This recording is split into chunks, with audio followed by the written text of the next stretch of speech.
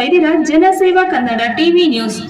ಹಾಸನ ಲೋಕಸಭಾ ಕ್ಷೇತ್ರದ ಜೆಡಿಎಸ್ ಮತ್ತು ಬಿಜೆಪಿ ಅಭ್ಯರ್ಥಿಯಾದ ಪ್ರಜ್ವಲ್ ರೇವಣ್ಣ ತಮ್ಮ ವಿಕೃತ ಮನಸ್ಸಿನಿಂದ ಮಹಿಳೆಯರ ಮಾನಹಾನಿಗೆ ಕಾರಣನಾಗಿರುವ ಈತನನ್ನು ತೀವ್ರವಾದ ಶಿಕ್ಷೆಗೆ ಒಳಪಡಿಸುವುದರ ಮೂಲಕ ಮಹಿಳೆಗೆ ಹಾಗೂ ಸಮಾಜಕ್ಕೆ ಒಂದು ಸಂದೇಶವನ್ನು ರವಾನಿಸಬೇಕು. ಮಂಡ್ಯ ಜಿಲ್ಲಾ ಮಹಿಳಾ ಕಾಂಗ್ರೆಸ್ ಸಮಿತಿ ಜಿಲ್ಲಾಧ್ಯಕ್ಷೆ ಜಿಎಸ್ ಅಂಜನಾ ಶ್ರೀಕಾಂತ್ ಆಗ್ರಹಿಸಿದರು. ಸುದ್ದಿಗಾರರೊಂದಿಗೆ ಮಾತನಾಡಿದ ಅವರು, ಕಳೆದ ಕೆಲ ದಿನಗಳಿಂದ ರಾಜ್ಯದಲ್ಲಿ ತಲ್ಲಣ ಮೂಡಿಸಿರುವ ಹಾಸನ ಲೋಕಸಭಾ ಕ್ಷೇತ್ರದ ಜೆಡಿಎಸ್ ಮತ್ತು ಬಿಜೆಪಿ ಅಭ್ಯರ್ಥಿಯಾದ ಪ್ರಜ್ವಲ್ ರೇವಣ್ಣ ತಮ್ಮ ವಿಕೃತ ಮನಸ್ಸಿನಿಂದ ಮಹಿಳೆಯರ ಮಾನಹಾನಿಗೆ ಕಾರಣರಾಗಿದ್ದಾರೆ. ಈ ಒಂದು ಪತ್ರಿಕಾಗೋಷ್ಠಿನ ನಡೆಸ್ತಾ ಇರುವಂಥ ಉದ್ದೇಶ ಏನಪ್ಪ ಅಂದರೆ, ನಿಮಗೀಗಾಗಲೇ ಗೊತ್ತಿರ್ಬೋದು, ಪ್ರಜ್ವಲ್ರವರ ಒಂದು ಏನು ಪೆನ್ ಡ್ರೈವ್ ಹಗರಣ ಈಗಾಗಲೇ ದೇಶಾದ್ಯಂತ ಸದ್ದು ಮಾಡ್ತಾ ಇರುವಂಥ ಪೆನ್ ಡ್ರೈವ್ ಹಗರಣದ ವಿಚಾರ. ಮಾನ್ಯರೇ, ಈ ಒಂದು ಪೆನ್ ಡ್ರೈವ್ ಹಗರಣ ಅನ್ನೋದು ಇಡೀ ದೇಶದಲ್ಲೇ ಒಂದು ಸಂಚಲನ ಮೂಡಿಸಿದೆ. ಯಾವ ಒಂದು ದೇಶದಲ್ಲೂ ಈ ಥರದೊಂದು ಹಗರಣ ನಡೆದಿರಲಿಲ್ಲ. ಅಂಥ ಒಂದು ದೊಡ್ಡ ಹಗರಣ. ದಯಮಾಡಿ ಈ ವಿಚಾರವಾಗಿ ನಮ್ಮ BJP ಮತ್ತು JDS ಅಂಗಪಕ್ಷದ ಅಭ್ಯರ್ಥಿ ಈಗಾಗಲೇ ಅಭ್ಯರ್ಥಿಯಾಗಿದ್ದರು, ಎಲೆಕ್ಷನ್ಸ್ ಮುಗಿದೋಯ್ತು, ಜರ್ಮನಿಗೂ ಅವರು ಹೊರಟೋಗಿದ್ದಾರೆ. ಅವರು ಮಾಡಿರುವಂಥ ಈ ಒಂದು ಏನು 2982 ಕ್ಲಿಪ್ಪಿಂಗ್ಸ್ ಇರುವಂಥ ಈ ಒಂದು ಏನು ಪೆನ್ ಡ್ರೈವ್ ಹಗರಣ, ಇದು ನಿಜವಾಗ್ಲೂ ಇದು ಜನಕುಲ ಮನುಜ ಕುಲ ಅಂತ ಏನು ಹೇಳ್ತೀವಿ ನಾವೆಲ್ಲ ಒಂದು ತಲೆ ತೆಗೆಸುವಂಥ ವಿಚಾರ. ಮನುಷ್ಯ ಮಾಡುವಂಥ ಕೆಲಸ ಅಲ್ವೇ ಅಲ್ಲ ಇದು. ಹಾಗಾಗಿ ಆ ಮನುಷ್ಯನ ಆತ ಎಲ್ಲೇ ಅಡಗಿದ್ರು. ಇವತ್ತು ಅವರೇನೋ ಜರ್ಮನಿಯಿಂದ ಬಿಟ್ಟು ಬೇರೆ ದೇಶಕ್ಕೆ ಹೋಗಿದ್ದಾರೆ ಅನ್ನೋ ಇಂಥ ವಿಚಾರ ಪ್ರಜಾವಾಣಿಯಲ್ಲಿ ಬರ್ತಾ ಇದೆ. ಹಾಗಾಗಿ ಬಂದಿದ್ದು ನೋಡ್ದಂಗೆ ನೆನಪು. ಹಾಗಾಗಿ ಅವ್ರು ಯಾವುದೇ ದೇಶದಲ್ಲಿ ಅಡಗಿದ್ರು ಅವ್ರನ್ನ ಹಿಡ್ಕೊಂಡು ಬಂದು ಸೂಕ್ತವಾದಂಥ ಶಿಕ್ಷೆನ ನೀಡಿ ಒಂದು ಮಾದರಿಯಾದಂಥ ಒಂದು ಉತ್ತರನ ಕೊಡಬೇಕು ಜನಕ್ಕೆ ಅನ್ನೋದನ್ನು ನಾನು ಈ ಮೂಲಕ ಕೇಳ್ಕೊಳ್ತಾ ಇದ್ದೀನಿ. ಅವ್ರು ಏನು ಒಂದು ಹೆಣ್ಮಕ್ಳನ್ನ ಬಲವಂತವಾಗಿ ಉಪಯೋಗಿಸ್ಕೊಂಡಿದ್ದಾರೋ ಅದು ನಿಜವಾಗ್ಲೂ ಅಮಾನುಷವಾದಂಥ ಒಂದು ಕೃತ್ಯ. ಈ ಕೃತ್ಯ ನಡಿಬಾರ್ದು. ಅದರಲ್ಲಿ ಎಷ್ಟೊಂದು ಹೆಣ್ಮಕ್ಳು ಎಲ್ಲ ಅಧಿಕಾರಿಗಳಿದ್ದಾರೆ, ಮತ್ತು ಮನೆ ಕೆಲಸದ ಹುಡುಗಿಯರಿದ್ದಾರೆ, ಅಂಗನವಾಡಿಯವರಿದ್ದಾರೆ. ಕ್ಲಾಸ್ 1 ಮತ್ತು ಸಣ್ಣ ಒಂದು ಕ್ಲಾಸ್ 4 ಅಲ್ಲಿವರೆಗೂ ಅಂಥ ಹೆಣ್ಮಕ್ಳನ್ನ ಇವರು ಈ ರೀತಿ ನಡೆಸ್ಕೊಂಡಿದ್ದಾರೆ ಅಂದರೆ ಹಾಸನಲ್ಲಿ ಏನು ನಡೀತಾ ಇದೆ? ನಿಜವಾಗಿಯೂ ಹಾಸನಲ್ಲಿ ಪ್ರಜಾಪ್ರಭುತ್ವ ಇದೆಯಾ? ಹಿಂದೆ ಸ್ವತಂತ್ರ ಪೂರ್ವದಲ್ಲಿ ಈ ಥರದ್ದೆಲ್ಲ ನಡೀತಿತ್ತಂತೆ. ಚೆನ್ನಾಗಿರೋ ಹೆಣ್ಮಕ್ಳಿದ್ರೆ ಅವ್ರನ್ನ ಮನೆ ಒಳಗೆ ಯಾರಾದರೂ ಈ ಥರ ಪಳ್ಳೆಗಾರರು ಅಂತ ಏನು ಹೇಳ್ತಾರೆ, ಅದು ಪಳ್ಳೆಗಾರಿಕೆ ನಡೀತಾ ಇರ್ಬೋದು ಹಾಸನಲ್ಲಿ ಅಂತ ನಮ್ಮ ಅಭಿಪ್ರಾಯ. ಯಾಕಂದರೆ ಹಿಂದೆ ಪಳ್ಳೆಗಾರರು ಪೀರಿಯಡಲ್ಲಿ ಚೆನ್ನಾಗಿರೋ ಹೆಣ್ಮಕ್ಳಿದ್ರೆ ಅವ್ರನ್ನ ರೋಡಲ್ಲಿ ಓಡಾಡಕ್ಕೆ ಬಿಡ್ತಿರ್ಲಿಲ್ವಂತೆ. ಅವರನ್ನು ಕರ್ಕೊಂಡೋಗಿ ಏನೋ ಮಾಡಿಬಿಡ್ತಾರೆ ಹಾಗೆ ಹೀಗೆ ಅಂತ ಹೇಳಿ. ಆದರೆ ಅದು ಈಗ 20ನೇ ಶತಮಾನದಲ್ಲಿ ನಿಜವಾಗ್ಲೂ ಮನುಷ್ಯರು ತಲೆ ತೆಗೆಸುವಂಥ ವಿಚಾರ. 20ನೇ ಶತಮಾನದಲ್ಲಿ ಈ ಥರ ನಡೀತಾ ಇದೆ ಅಂದ್ರೇ ಅದು ಭಾಳ ಅನ್ಯಾಯ. ಈ ಥರ ಕೆಲಸ ಮಾಡಿರುವಂಥ ಫ್ಯಾಮಿಲಿ ಎಂಥ ದೊಡ್ಡ ಫ್ಯಾಮಿಲಿ. ಒಬ್ಬ ಪ್ರಧಾನಮಂತ್ರಿ ಆಗಿದ್ದಂಥವ್ರು, 2 ಸತಿ ಚೀಫ್ ಮಿನಿಸ್ಟರ್ ಆಗಿದ್ದಂಥವ್ರು ಅವ್ರ ಮನೇಲಿದ್ದವರು. ಇಂಥ ಫ್ಯಾಮಿಲಿಲಿ ಇಂಥ ಅಮಾನುಷ ಕೃತ್ಯ ನಡೀತಿದೆ ಅಂದರೆ ನಿಜವಾಗ್ಲೂ ಅದು ನಂಬಕ್ಕೆ ಆಗೋದೇ ಇಲ್ಲ. ಅವ್ರ ತಂದೆ ರೇವಣ್ಣನವ್ರು ಹೇಳ್ತಾರೆ ಇದು 5 ವರ್ಷದ ಹಿಂದಿನ ಕೃತ್ಯ. 5 ವರ್ಷದ ಹಿಂದಿಂದಾರೋ ಆಗಿರಲಿ, 10 ವರ್ಷದ ಹಿಂದಿಂದಾರೋ ಆಗಿರಲಿ, ನಡೆದಿರೋದಂತೂ ನಿಜ. ಹಂಗಿದ್ರೆ ಇವ್ರಿಗೆ 5 ವರ್ಷದ ಹಿಂದೆನೇ ಗೊತ್ತಿತ್ತು ಅಂದಮೇಲೆ ಇವ್ರನ್ನ ಕ್ಯಾಂಡಿಡೇಟ್ ಯಾಕೆ ಮಾಡಿದ್ರು? ಇಂಥ ಒಬ್ಬ ಮನುಷ್ಯ ನಮಗೆ ಜನನಾಯಕನಾಗಿ ಇರ್ಬೋದಾ? ಅದು ನಮ್ಮ ಪ್ರಶ್ನೆ. ಜನನಾಯಕನಾಗಿ ಮಾಡ್ಬೋದಾ? ಕುಮಾರಸ್ವಾಮಿ ಅವರು ಹೇಳ್ತಾರೆ ಉಪ್ಪು ತಿಂದವನು ನೀರು ಕುಡಿಲೇಬೇಕು, ನೀರು ಕುಡಿಲಿ ಬಿಡಿ, ಉಪ್ಪು ತಿಂದಿರೋರು ನೀರು ಕುಡಿಲಿ ಬಿಡಿ. ಹಂಗಂದ್ರೆ ಏನರ್ಥ? ಹಂಗಂತ ಹೇಳ್ಬಿಟ್ಟು ಮುಚ್ಕೊಂಡ್ಬಿಡ್ಬೋದಾ? ಕ್ಯಾನ್ವಾಸಲ್ಲಿ ಹೇಳಿದಾರೆ ಇವನು ರೇವಣ್ಣನ ಮಗ ಅಲ್ಲ, ಇವನು ನನ್ನ ಮಗನೇ, ಇವನಿಗೆ ದಯಮಾಡಿ ಓಟ್ ಕೊಡಿ ಅಂತ ಹೇಳಿಬಿಟ್ಟು ಪ್ರಚಾರ ಎಲ್ಲ ಮಾಡಿಬಿಟ್ಟು ಈಗ ಉಪ್ಪು ತಿಂದವ್ರು ನೀರು ಕುಡಿಲಿ ಬಿಡಿ ಅಂತ ಹೇಳಿದ್ರೆ ಇದು ಪಲಾಯನವಾದ ಅಂತ ನಮ್ಮ ಅಭಿಪ್ರಾಯ. ನಿಜವಾಗ್ಲೂ ಈ ಥರದ್ದು ನಡಿಬಾರ್ದು. ಪಾಳ್ಯಗಾರಿಕೆ ಏನು ನಡೀತಾ ಇದೆಯೋ ಅದು ನಿಲ್ಲಬೇಕು.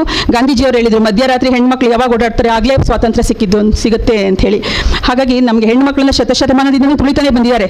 ಈಗ ನಾವು ಮಧ್ಯರಾತ್ರಿ ಎಲ್ಲ ಓಡಾಡ್ತಾರೆ ಹೆಣ್ಮಕ್ಳು, 2ನೇ ಪಾಳಿಗೆಲ್ಲ ಕೆಲಸಕ್ಕೆ ಹೋಗ್ತಾರೆ, ನಮಗೆ ಸ್ವಾತಂತ್ರ್ಯ ಬಂದಿದೆ, ನಾವು ಇದು ಏನು ಕಾನೂನು ಸುವ್ಯವಸ್ಥೆ ಚೆನ್ನಾಗಿದೆ ಅಂತೆಲ್ಲ ನಾವು ಅಂದ್ಕೊಳ್ತಿರುವಂಥ ಸಮಯದಲ್ಲಿ ಹಾಸನದಲ್ಲಿ ಇದು ನಡೀತಾ ಇರೋದು ನಿಜವಾಗ್ಲೂ ನಾಚಿಗೇಡು. ಎಲ್ಲರೂ ಮನುಷ್ಯ ಕುಲನೇ ತಲೆ ತೆಗೆಸುವಂಥ ಒಂದು ವಿಚಾರ. ಈಗ ನೇಹ ಅಂತ ಒಂದು ಹೆಣ್ಮಗಳಿಗೆ ಏನೋ ಒಂದು ಇದು ಕೊಲೆ ಆಗಿಬಿಟ್ಟು ಹುಡುಗಿ ಇದಾಯಿತು.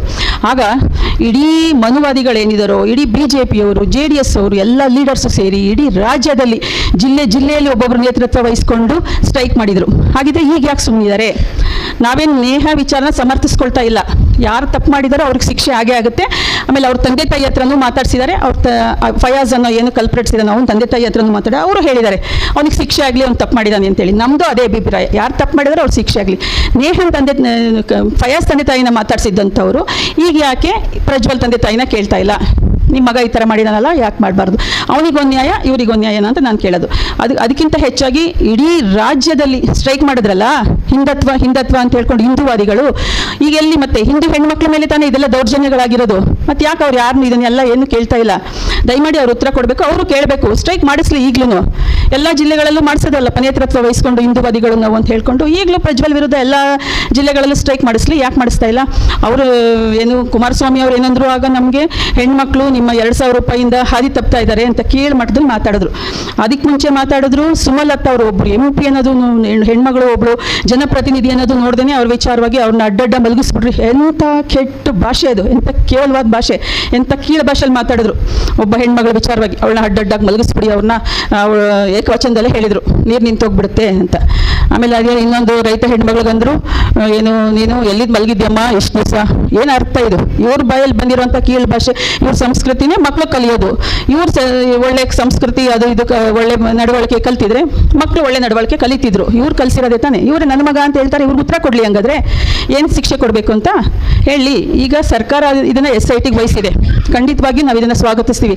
ಬರೀ SITಗೆ ವಹಿಸಿದೆ, ತನಿಖೆ ನಡೀತಾ ಇದೆ ಅಂತ ಅಂದ್ಕೊಂಡು ಸುಮ್ಮನೆ ಇರಬಾರ್ದು. ಆದಷ್ಟು ಬೇಗ ಅದೇನು ಇನ್ವೆಸ್ಟಿಗೇಷನ್ ಮಾಡಬೇಕು ಮಾಡಿ, ಅವ್ನು ಯಾವುದೇ ದೇಶದಲ್ಲಿ ಅಡಗಿದ್ರು ಅವನ್ನ ಕರ್ಕೊಂಡು ಬಂದು ಅತಿ ಹೆಚ್ಚು ಶಿಕ್ಷೆ.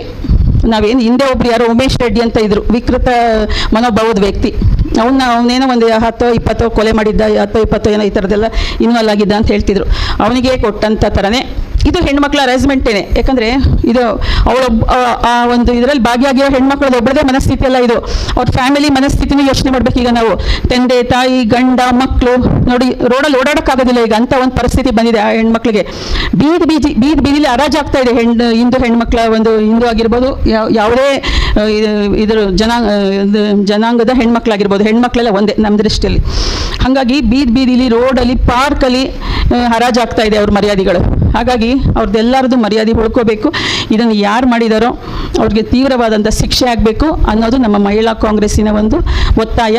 ಸರ್ಕಾರಕ್ಕೂ ಈ ಮೂಲಕ ಹೇಳ್ತಾ ಇದ್ದೀವಿ, ದಯಮಾಡಿ ಆದಷ್ಟು ಬೇಗ SIT ಅವರು ಏನು ಒಂದು ತನಿಖೆಯನ್ನು ಮಾಡ್ತಿದ್ದಾರೋ ಅದನ್ನು ಬೇಗ ಮುಗಿಸಿ ಅವನಿಗೆ ಶಿಕ್ಷೆ ಆಗಲಿ. ಮುಂದೆ ಎಲ್ಲೆಲ್ಲಿ ಎಲೆಕ್ಷನ್ಸ್ ಈಗ ಬರುತ್ತೆ ನೆಕ್ಸ್ಟು 2ನೇ ಹಂತ ಕರ್ನಾಟಕದಲ್ಲಿ, ಅಲ್ಲಿ ಅವರ ಪಕ್ಷಕ್ಕಾಗಲಿ ಅಥವಾ ಅವರ ಬೆಂಬಲಿತ ಪಕ್ಷಕ್ಕಾಗಲಿ ಯಾರು ಓಟ್ ಕೊಡಬಾರ್ದು. ಯಾಕಂದರೆ ಇದು 5 ವರ್ಷದ ಹಳೆಯ CD ಅಂತ ಅವ್ರ ತಂದೆನೇ ಒಪ್ಕೊಂಡಿರುವಾಗ, ಹಂಗಾರೆ 5 ವರ್ಷದ ಹಳೆಯದೇ ಹಿಂದೆನೇ ನಡೆದಿದೆ ಇದು ಅಂತ ಅವ್ರಿಗೂ ಎಲ್ಲ ಗೊತ್ತಿದೆ. ಹಂಗಿದ್ಮೇಲೆ ದೊಡ್ಡ ಲೀಡರ್ಸ್ಗೂ ದೊಡ್ಡ ಲೀಡರ್ಸ್ಗಳಿಗೂ ಗೊತ್ತಿರುತ್ತೆ. ಅವನ್ನ ಕರ್ಕೊಂಡ್ಬಂದು ಜನಪ್ರತಿನಿಧಿ ಅಥವಾ ಜನನಾಯಕನ ಮಾಡಬೇಕು ಅಂತ ಹೊರಟಿರುವಾಗ ಅವರ ಮನಸ್ಥಿತಿ ಏನು ಅನ್ನೋದನ್ನ ತೋರಿಸುತ್ತೆ ಇದು ನಿಮಗೆ. ಅಂಥವ್ರನ್ನ ಕರ್ಕೊಂಡ್ಬಂದು ನಮಗೆ ಜನನಾಯಕನ ಮಾಡಬೇಕು ಅನ್ನೋ ಮನಸ್ಥಿತಿ ಇರುವಂಥ BJP ಪಕ್ಷ ಆಗಿರಲಿ, JDS ಪಕ್ಷ ಆಗಿರಲಿ, ಅವ್ರಿಗೆ ಯಾರಿಗೂ ಈ ಓಟ್ ಕೊಡಬಾರ್ದು. ಜನ ಈ ಮೂಲಕ ಬುದ್ಧಿ ಕಲಿಸ್ಬೇಕು. ಹೆಣ್ಮಕ್ಳು ನಮ್ಮ